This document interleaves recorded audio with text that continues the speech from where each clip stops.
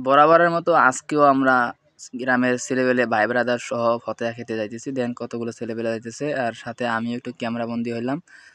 যায়া ওই ফতেয়া বাড়িতে যায়া দেখি ওরে মা কত লোকের হিড়াহিড়ি, বাপ রে বাপ! এত লোক আমি জন্মেও দেখি নাই। এই যে ভাই ব্রাদার দেখতে পাচ্ছেন, একটা ডিক কিন্তু বইসা গেছে। আর এই সাইডে দেখেন এইখানে আবার দাঁড়ায় রইছে। ওই সাইডে খাইতেছে, মানে খাওয়া শুরু করে নাই এখনো, খাইবে। ওইদিকে খাওয়া শেষ হওয়ার পরে কিন্তু এখানে আবার প্লেট দেওয়া শুরু করবে। মোটামুটি সিস্টেমটা ভালোই আছে। আর এইখানে দেখেন রান্না-বান্নার কাজ চলতেছে। ওইদিকে লোক বসায় রাখছে, এদিকে আবার রান্না-বান্না করতেছে। আর একটু পরে কিন্তু দোয়া শুরু হয়ে গেছে। মোটামুটি দোয়ার কাজ চলতেছে। আর সামনে যে ভাই ব্রাদাররা দেখতেছেন, এরা হচ্ছে যোগানের লোক। এরা যোগান দিবে। দোয়া শুরু হইতেছে, কিন্তু পাশাপাশি ওদিকে এবার অনেকে ডাইল দিতেছে। আর এই হচ্ছে সে আমাদের কাঙ্ক্ষিত গাইবান্ধার ঐতিহ্যবাহী আটার ডাইল। এটার জন্যে মানুষ ফতেয়া খেতে যায় মূলত। এটা হচ্ছে মূল আকর্ষণ। দেখেন কতগুলা লোক চলে আসছে এখানে। এটা হচ্ছে আউটসাইড।